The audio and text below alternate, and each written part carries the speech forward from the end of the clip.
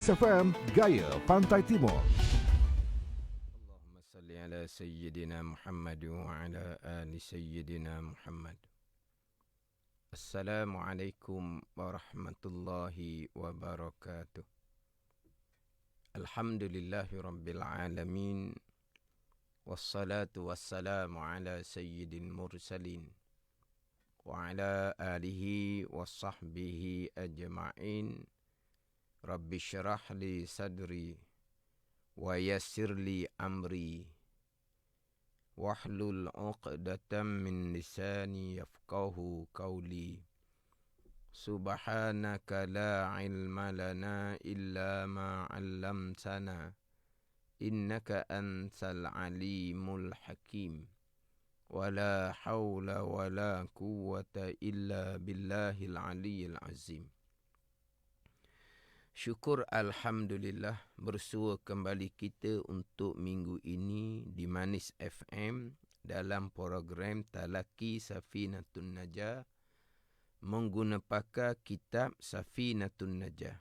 Hari ini hari Jumaat sebagai hari ilmu di Manis FM. Setiap jam 6 petang kita akan bersama-sama menimba ilmu pengetahuan dalam soal agama. Kita juga sekarang ini bersiaran langsung di Facebook Mani FM. Dan anda semua boleh kongsikan live tersebut bersama yang lain. Semoga segala ilmu yang saya kongsikan dapat kita sama-sama amalkan. Jadi insya-Allah untuk slot petang ini akan menyambung pembicaraan rukun iman yang keenam. Pembicaraan rukun iman yang keenam dalam kitab Safinatun Najah edisi yang Jawi, muka surat 2, baris bawah sekali. Qala al-muallifu rahimahullahu ta'ala wa nafa'ana bi'ulumihi amin wa bil qadri khairihi wa syarrihi minallahi ta'ala. Terjemahan dia, dan keenam daripada 6 rukun iman. Percaya ini terjemahan kepada iman. Iman at-tasdiqul qalbi, percaya hati, membenar hati, mengaku putus di hati. Itu makna iman. Pembicaraan hak berkaitan dengan rukun iman. Jadi iman ni percaya hati, mengaku putus di hati pada takdir Allah Subhanahu wa ta'ala. Mana takdir Allah? Baiknya, baik takdir Allah. Baik ni beriman seseorang hamba, beramal soleh seseorang hamba adalah takdir Allah. Dan jahatnya, apa dia jahat? Kekufuran seseorang hamba, melakukan kemaksiatan oleh seseorang hamba adalah takdir Allah Subhanahu wa ta'ala. Daripada Allah Subhanahu wa ta'ala. Jadi perkara baik, perkara yang jahat daripada Allah Subhanahu wa ta'ala, yakni daripada kehendak, ketentuan, ketetapan, keputusan Allah yang bersifat dengan iradah, muafaqah dengan ilmu, dan daripada perbuatan Allah Subhanahu wa ta'ala yang bersifat dengan kudrah. Ketentuan Allah pada azal, qada. Perbuatan Allah Subhanahu wa ta'ala yang bersifat dengan kudrah dipanggil qadar. Jadi rukun iman yang keenam keluar 2 pegangan. Beriman dengan qada dan qadar Allah Subhanahu wa ta'ala. Perkara baik yang berlaku, qada dan qadar Allah.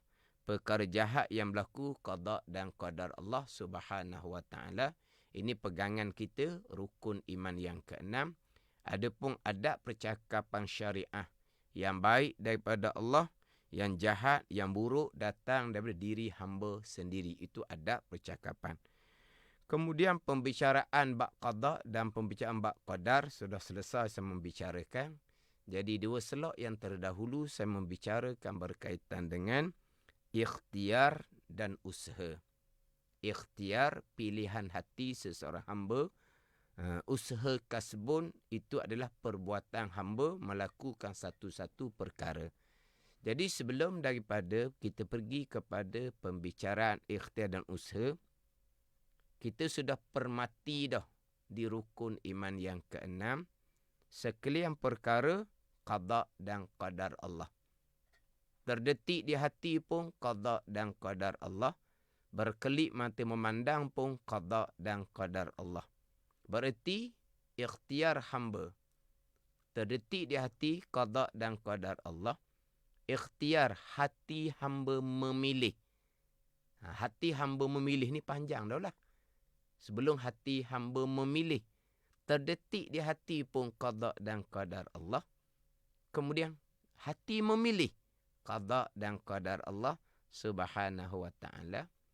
Berkelip mata memandang qada dan qadar Allah. Bergerak nadi di tangan kita qada dan qadar Allah. Usaha kita gerak diam pada melakukan satu-satu perkara, tentulah qada dan qadar Allah Subhanahu wa ta'ala. Itu hakiki dia. Tetapi sebagaimana yang saya sebut dah selok minggu lepas. Jadi selok minggu lepas tu selok yang ke-28. Minggu ini ni selok yang ke-29. Pada pembicaraan rukun iman yang ke-6, qada dan qadar Allah Subhanahu wa ta'ala. Sebelum kita menyambung pembicaraan dalam kitab Safinatun Najah, adalah pembicaraan berkaitan dengan hukum hakam pekoh. Jadi untuk selok yang ke-29 ni saya khulasahkan kembali pembicaraan selok minggu lepas, selok minggu yang terdahulu berkaitan dengan ikhtiar dan usaha. Kita berpegang rukun iman yang ke-6 jelas dengan dalil ayat Al-Quran dan hadis Nabi SAW, sekalian perkara qada dan qadar Allah. Kemudian banyak ayat-ayat Al-Quran yang menyandarkan perbuatan kepada hamba. Ayat Quran banyak menyandarkan perbuatan kepada hamba. Ayat yang saya sentiasa baca ni, ayat dalam suratul Fatihah lah. Iyyaka na'budu wa iyyaka nasta'in. Sebab akidah satu Al-Quran terkandung dalam pengertian 7 dasar utama daripada 7 ayat dalam suratul Fatihah. Jadi satu Al-Quran akidahnya terkandung di dalam suratul Fatihah. Satu-satu surah yang wajib dibaca pada tiap-tiap rakaat sembahyang, menunjukkan besarnya kedudukan suratul Fatihah. Dipanggil Ummul Kitab, Ummul Quran, ibu induk kepada kitab, ibu induk kepada Al-Quran. Jadi cukuplah saya ambil iyyaka na'budu wa iyyaka nasta'in. Akan dikau ya Allah kami sembah, dan akan dikau ya Allah kami minta pertolongan. Jelas dalam suratul Fatihah menyandarkan sembah tu kepada hamba, menyandarkan minta pertolongan tu kepada hamba. Maka wajib berpegang hamba ada pilihan dan perbuatan. Walaupun pada hakikinya alhamdulillahi rabbil alamin. Alhamdulillah tauhid uluhiyah, rabbil alamin tauhid rububiyah. Mengesakan perbuatan Allah, mengesakan Allah pada perbuatan. Kesemua yang berlaku adalah perbuatan Allah, termasuk diri hamba memilih dan mengabdikan diri akan Allah, termasuk diri hamba memilih dan memohon pertolongan kepada Allah. Ianya tetap perbuatan Allah Subhanahu wa ta'ala, ianya tetap qada dan qadar Allah Subhanahu wa ta'ala. Jadi ahli sunnah wal jamaah berpegang dengan akidah ayat Al-Quran. Jelas akidah Al-Quran dan hadis Nabi, rukun yang ke-6, sekalian qada dan qadar. Kita pun imani, kita pun berpegang. Ini akidah ahli sunnah wal jamaah. Ayat menyandarkan perbuatan kepada hamba, kita imani, kita berpegang. Hamba ada pilihan dan perbuatan. Walaupun pada hakikinya pilihan dan perbuatan hamba tetap qada dan qadar Allah Subhanahu wa ta'ala. Adapun akidah Jabariyah, saya sebut dah terdahulu akidah Qadariyah. Akidah Jabariyah langsung tidak berpegang. hamba ada pilihan dan perbuatan. Maka bercanggah dengan iyyaka na'budu wa iyyaka nasta'in dan banyak lagi ayat-ayat yang lain. Dalam Al-Quran banyaklah ayat yang memerintah seseorang hamba melakukan ketaatan, melakukan perkara yang baik. Ayat Al-Quran melarang daripada melakukan kemaksiatan, kejahatan. Jadi kalau ayat Al-Quran menyuruh dan menyuruh melakukan kebaikan, ayat Al-Quran melarang daripada melakukan kejahatan kepada siapa? Kepada hamba. Bila Allah memerintah hamba dalam ayat Al-Quran, bila Allah melarang akan hamba pada ayat Quran, pastilah hamba ada peranan. Apa peranan hamba? Ikhtiar dan usaha. Maka wajib berpegang hamba ada ikhtiar dan usaha. Kalau langsung tidak berpegang, hamba ada ikhtiar dan usaha, Allah perintah kepada siapa? Allah larang kepada siapa? Kepada hamba yang ada ikhtiar dan usaha. Walaupun pada hakiki itu usaha hamba tetap qada dan qada Allah, tapi Jabariyah tidak berpegang. Hamba ada pilihan dan perbuatan, akidah yang terpesong daripada akidah Al-Quran dan hadis Nabi sallallahu alaihi wasallam. Walaupun pada hakikinya memang Jabariyah, pada hakikinya memang segala-gala qada dan qadar Allah Subhanahu wa taala. Sebaliknya Qadariyah pula, apabila ayat Al-Quran menyandarkan perbuatan kepada hamba, akidah qadar dia terlajak pula. Akhirnya pilihan dan perbuatan hamba mutlak hak hamba. Bukan lagi perbuatan Allah Subhanahu wa taala. Allah hanya letakkan kudrah tenaga di hamba, letakkan keupayaan di hamba, kemudian bukan lagi Allah yang melakukan, hamba memilih secara mutlak sendiri-sendiri. Hamba berusaha secara mutlak sendiri-sendiri yang bukan lagi qada dan bukan lagi qadar perbuatan Allah Subhanahu wa taala. Berhasil usaha hamba pun bukan qadar perbuatan Allah Subhanahu wa taala. Akidah qadar yang jelas terpesong daripada akidah Alhamdulillahirabbil alamin dan jelas terpesong daripada rukun iman yang keenam, sekalian qada dan qadar Allah Subhanahu wa taala, yang mana akidah Qadariyah ini lebih sesak daripada akidah Jabariyah.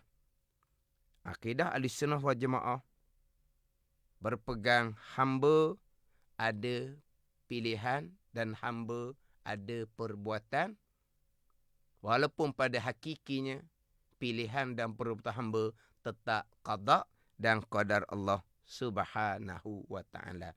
Jadi Ahlussunnah berpegang pada zahir hamba ada pilihan dan perbuatan, pada batin hakiki kembali kepada qada dan qadar Allah Subhanahu wa taala. Jabariyah langsung tidak ambil hak ayat Al-Quran yang pada zahirnya menyandar pada hamba, hanya ambil pada batin hakiki. Qadariyah hanya ambil ayat Al-Quran yang menyandarkan perbuatan pada hamba, hak zahir, langsung tidak ambil hak ayat yang menyatakan sekalian qada dan qada Allah, hak batin hakiki. Jadi Jabariyah ambil hak batin, tolak hak zahir. Qadariyah ambil hak zahir, tolak hak batin. Kedua-duanya hanya beriman dengan setengah daripada ayat Al-Quran, tidak beriman dengan setengah ayat Al-Quran yang lain. Allah Subhanahu wa taala berfirman, afatu'minuna bi ba'dil kitabi wa takfuruna bi ba'd. Fama jazaa'u man yaf'alu zalika minkum illa khizyun fil hayatid dunya wa yaumal qiyamati yuradduna ila asyadil azab. Adakah patut beriman oleh mereka dengan setengah kitab dan kufur dengan setengah kitab?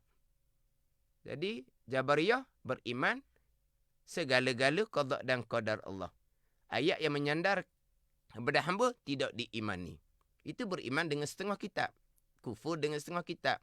Qadariyah beriman dengan ayat yang menyandarkan perbuatan kepada hamba. Tidak beriman dengan ayat hak berkaitan dengan sekalian datang daripada Allah Subhanahu wa taala. Ahlussunnah Jamaah beriman dengan satu kitab Al-Quranul Karim, ayat yang menyatakan siang qada dan qadar diimani, itu batin hakiki. Ayat yang menyandarkan perbuatan hamba imani juga, hamba ada pilihan, hamba ada perbuatan. Walaupun pada batin hakiki, pilihan dan perbuatan hamba tetap qada dan qadar Allah Subhanahu wa taala. Kemudian kena amati pula lah seperti saya sebut minggu lepas.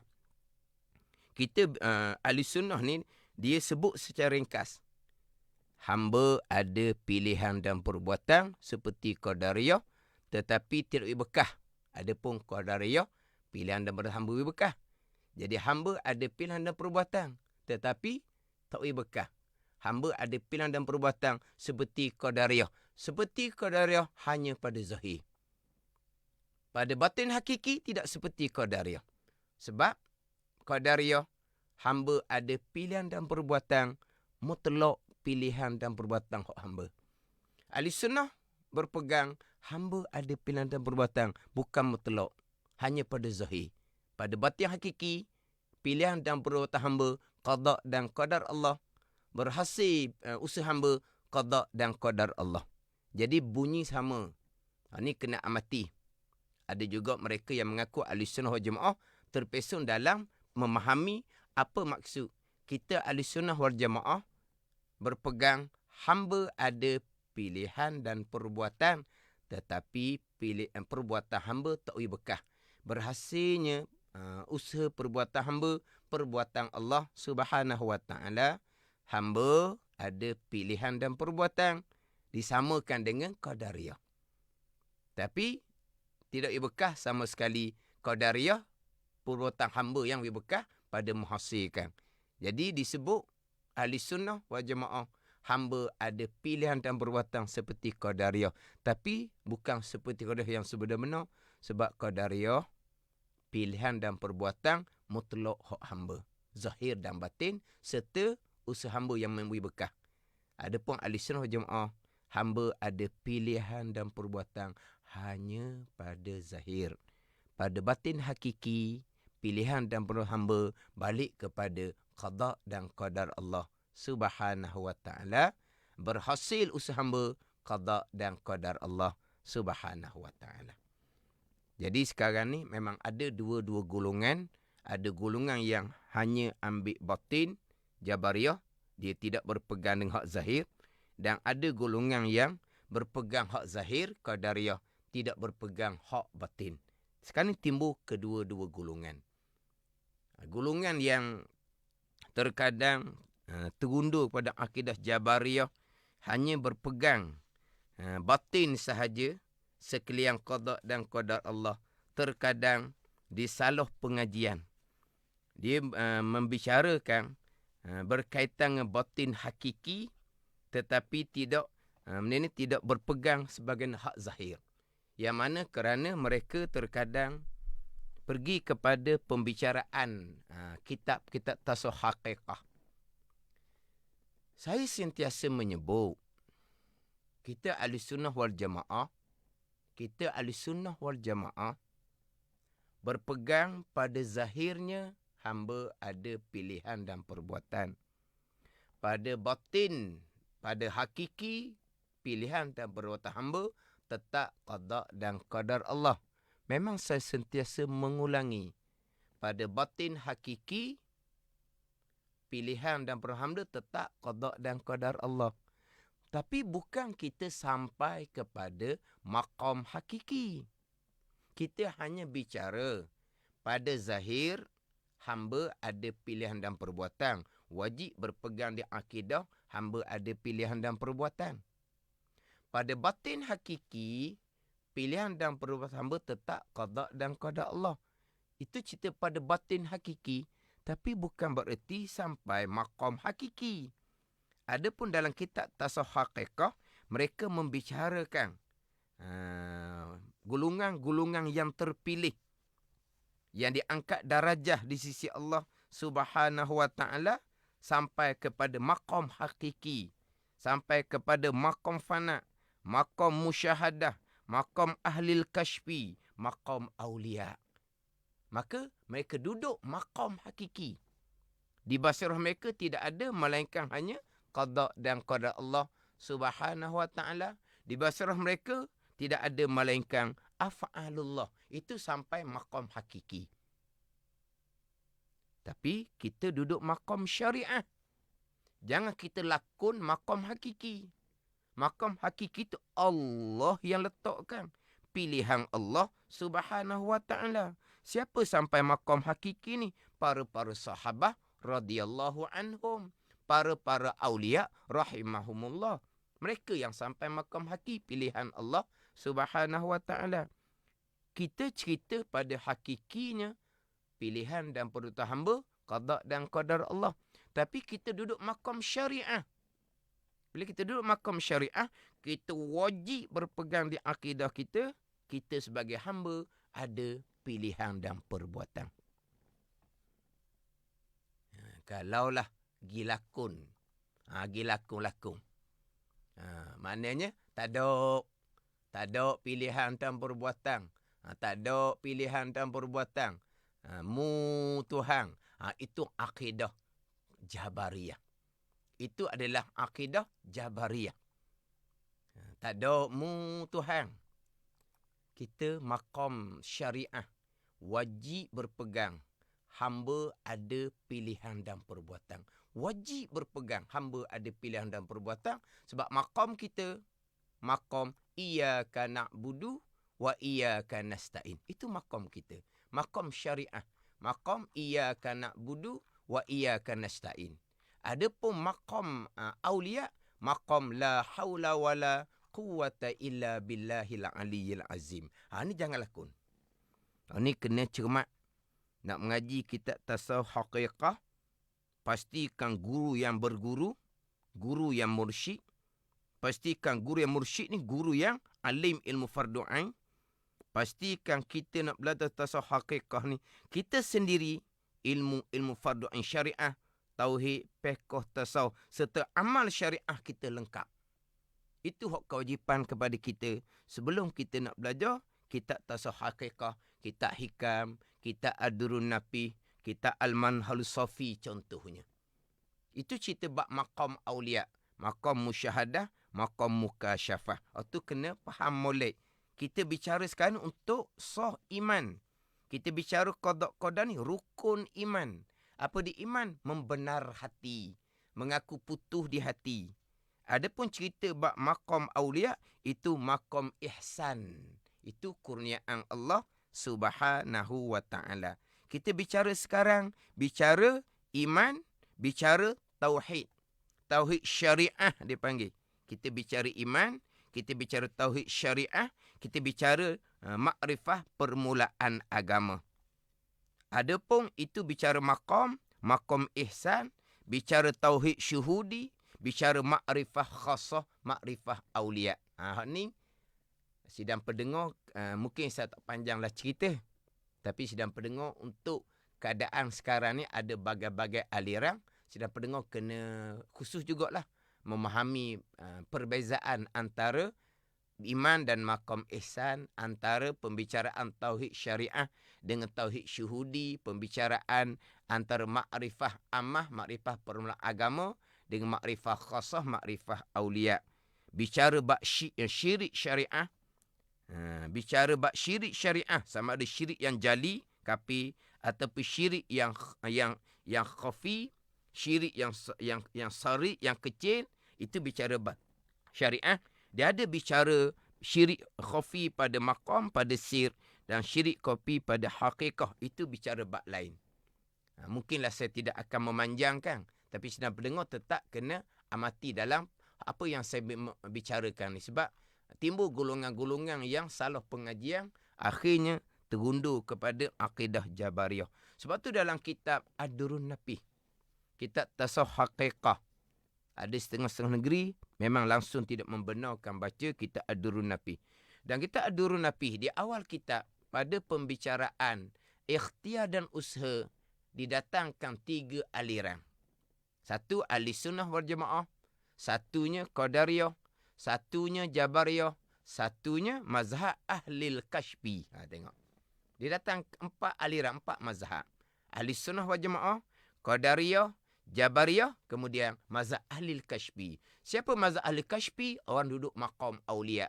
Siapakah mazhab jabariyah? Hak ni termasuk mereka yang nak lakonkan maqam hakiki, maqam aulia. Tak ada kita mu Tuhan.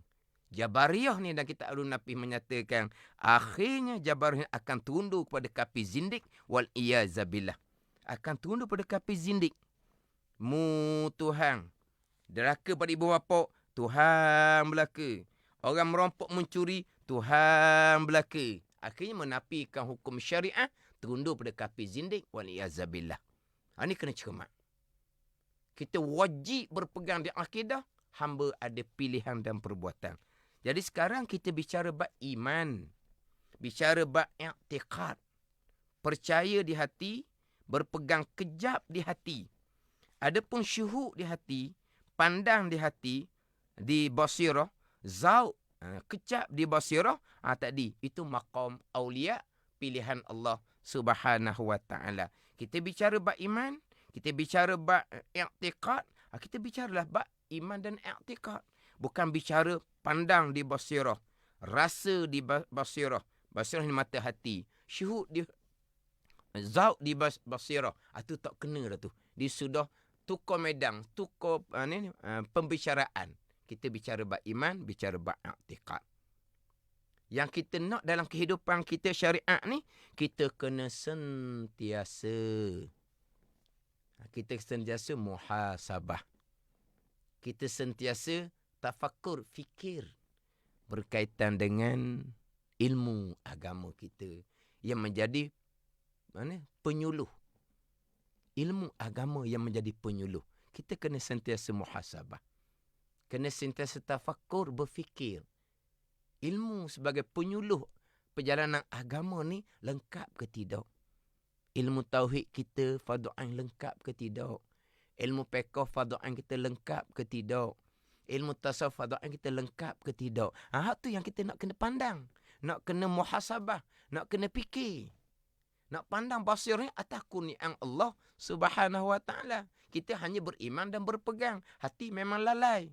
Tapi yang kita nak kena muhasabah, tafakur, jangan lalai adalah berkaitan dengan ilmu sebagai penyuluh. Kemudian apabila ada ilmu sebagai penyuluh, bagaimana pula amal kita? Tu nak sentiasa muhasabah.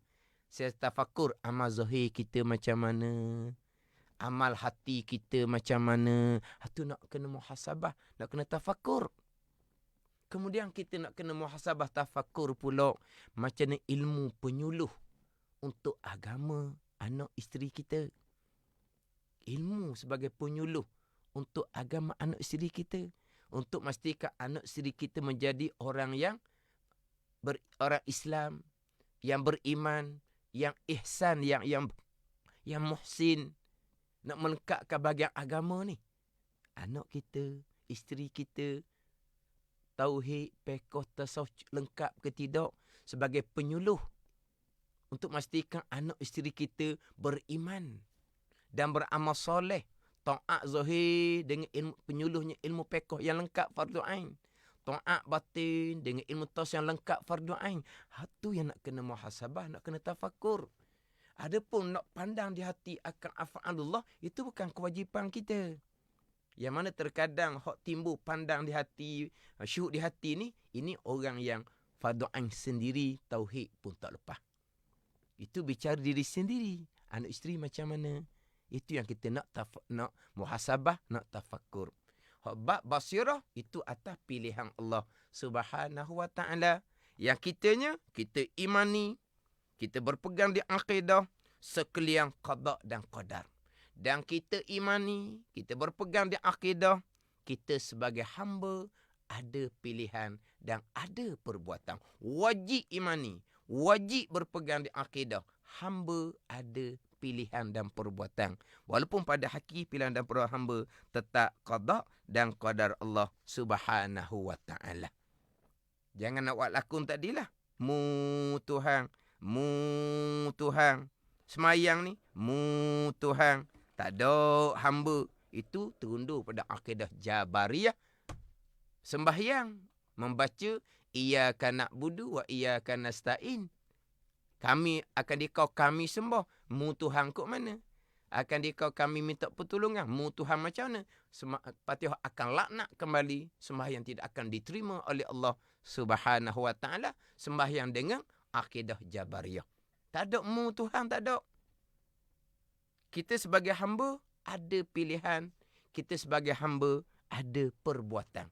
Gerak diam ni kita memilih dan kita yang melakukan. Wajib imani, wajib berpegang. Hamba ada pilihan dan perbuatan. Walaupun pada hakikinya pilihan dan perbuatan hamba tetap qada dan qadar Allah Subhanahu Wa Taala.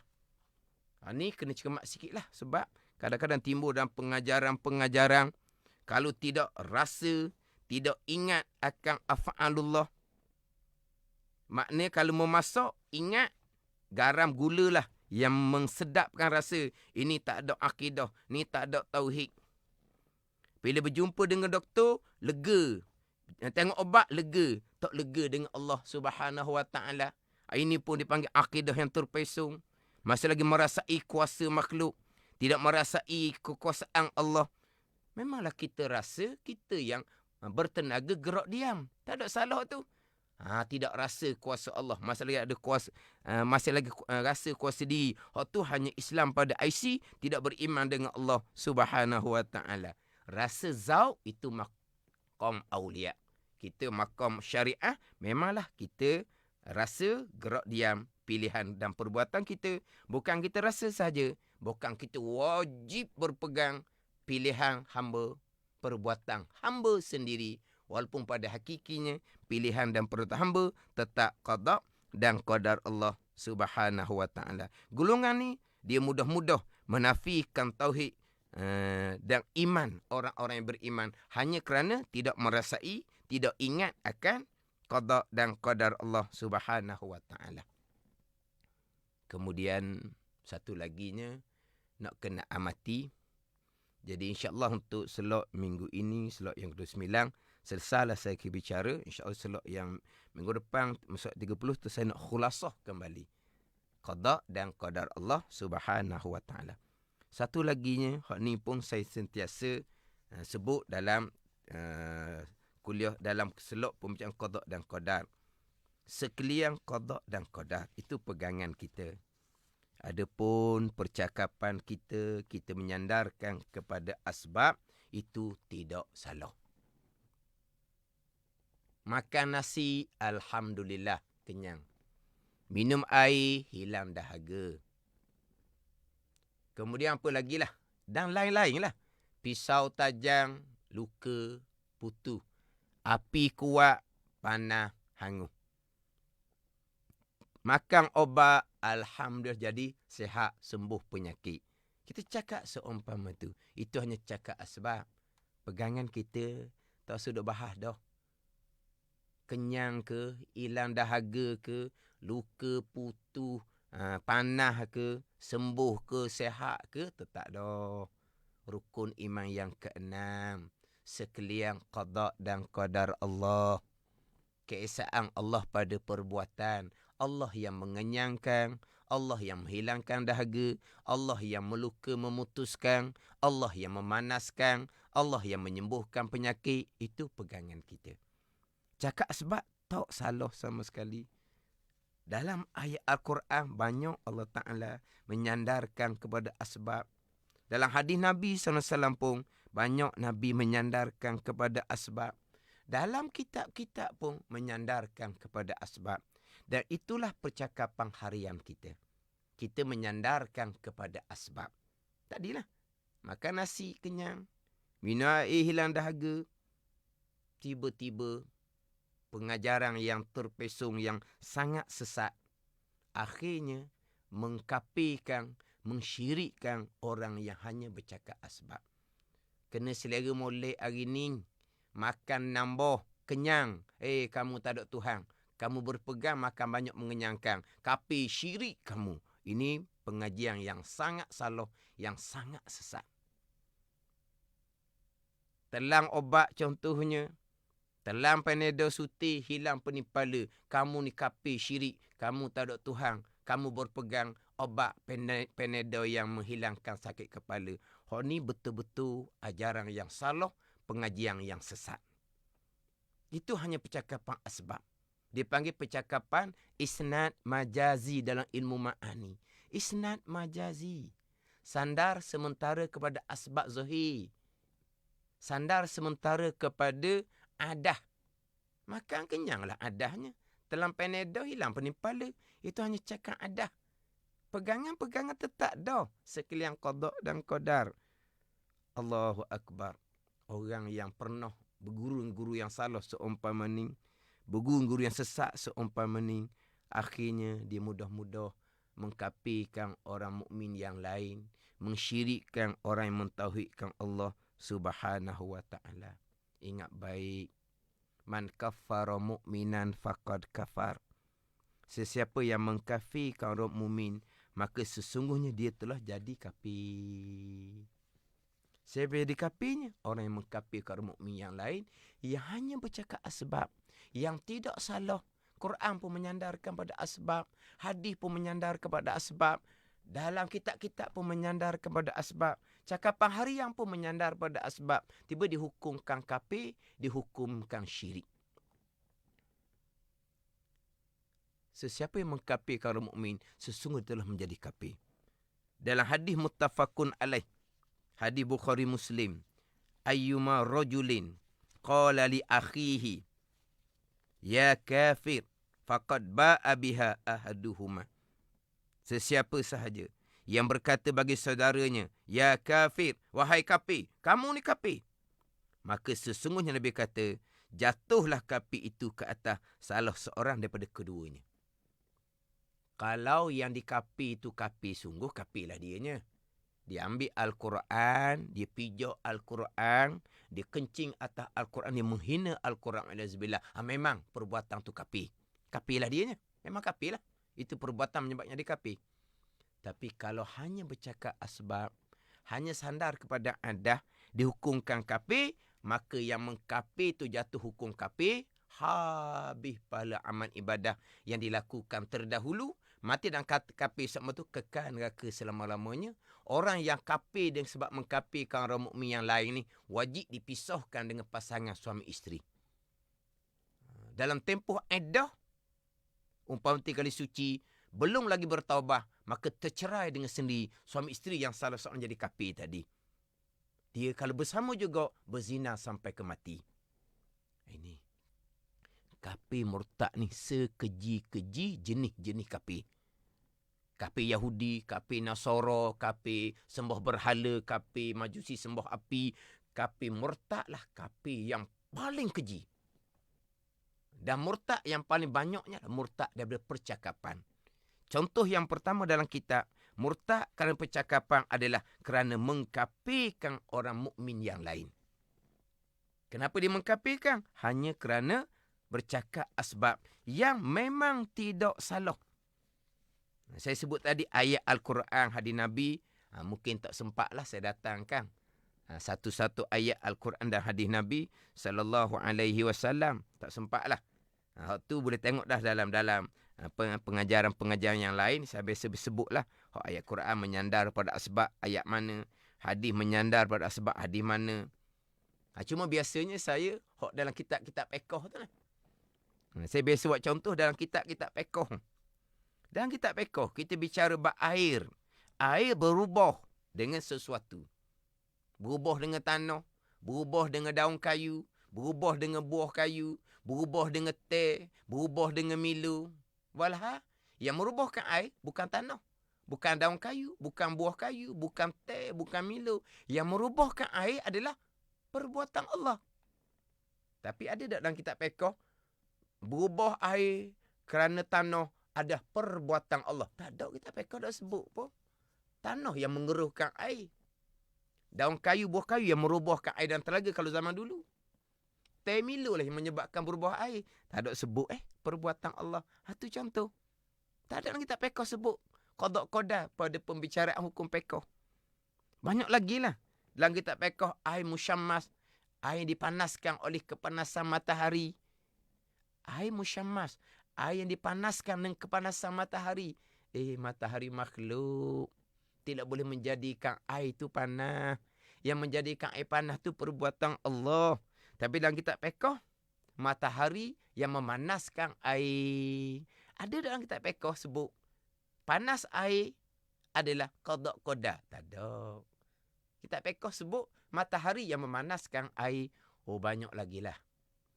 Dalam kitab fiqh tidak ada menyandarkan kepada qada dan qadar. Sandar kepada asbab je lah. Air yang menyucikan najis. Istinja dengan air menyucikan najis. Istinja dengan batu ataupun tiap-tiap benda yang kasar yang boleh menghilangkan air najis. Bukan air yang menyucikan najis. Bukan batu yang menghilangkan air najis. Bukan tisu yang menghilangkan air najis. Itu semua perbuatan Allah. Tapi dalam kitab fiqh tak ada perbuatan Allah Subhanahu wa ta'ala. Pada ni. Sangat sedih lah. Sebab pengalaman saya jumpa ramai orang tua yang berguru-guru yang salah, guru yang sesat. Akhirnya, mudah-mudah mengkafir orang mukmin, mensyirikkan orang yang mentauhidkan Allah. Hanya semata-mata kerana percakapan asbab yang memang tidak salah. Itulah. Kena ambil pengajaran molek. Dan kalau ada orang yang terdahulunya buat seumpama tu, wajib bertaubat dengan Allah Subhanahu wa ta'ala. Wajib kena minta maaf kepada seseorang yang dikafirkan, disyirikkan. Sebab itu dipanggil dosa dengan anak Adam pada perkara agama. Dosa dengan anak Adam ni ada pada perkara agama, pada diri, pada harta, pada maruah, pada kehormatan. Tapi dosa dengan anak Adam pada perkara agama lah. Dosa dengan anak Adam yang paling berat sekali. Kena minta maaf seorang-seorang orang yang pernah dikafirkan, pernah disyirikkan kerana berpunca daripada salah pengajian dengan guru yang sangat-sangat salah, yang sangat-sangat sesat. Mudah-mudah mengkafir, mensyirikkan hanya percakapan asbab yang memang tidak salah. Itu dipanggil percakapan isnad majazi. Sandar kepada asbab zahir, sandar sementara. Hakikinya kita orang yang beriman, orang yang ada akidah, pastilah berpegang segala-gala perkara yang berlaku, qada dan qadar Allah Subhanahu wa ta'ala. Pasti berpegang keesaan Allah pada perbuatan. Yang perbuat adalah perbuatan Allah Subhanahu wa ta'ala. Makhluk tak bekah sama sekali. Bukan makhluk tak bekah sama sekali. Bahkan pilihan perbuatan makhluk itu sendiri adalah qada dan qadar Allah Subhanahu wa ta'ala. Jadi insya-Allah lah. Saya pun kadang-kadang bicara perkara ni rasa lain sikit lah. Sebab rasanya. Sebab teringat kepada mereka-mereka yang salah pengajian. Bertaubah dengan Allah Subhanahu wa ta'ala. Perbetul balik pengajian. Lepas tu kena buat pengajaran molek. Nak belajar ilmu tauhid ni pasti kena guru yang berguru dan guru yang mahir, bukan yang hanya membaca sendiri. Jadi untuk slot minggu hadapan, slot yang terakhir lah insya-Allah, slot yang ke-30, saya akan mengkhulasahkan kembali pembicaraan rukun iman yang ke-6, qada dan qada Allah Subhanahu wa ta'ala, sebelum berpindah kepada pembicaraan yang kemudiannya hak dalam kitab Safinatun Najah. Wallahu a'lam. Bismillahirrahmanirrahim. Alhamdulillahirabbil alamin. Wassalatu wassalamu ala sayyidil mursalin wa ala alihi wa sahbihi ajma'in. Allahumma ftah alaina futuhal arifin. Allahumma allimna ilma akdamin wa fahimna famasabikin warzuqna ruqat talibin. Allahumma zidna ilman wa alhiqna bis salihin. Wa sallallahu ala sayyidina Muhammadin wa ala alihi wa sahbihi wa sallam. Walhamdulillahi rabbil alamin. Wassalamu alaikum warahmatullahi wabarakatuh.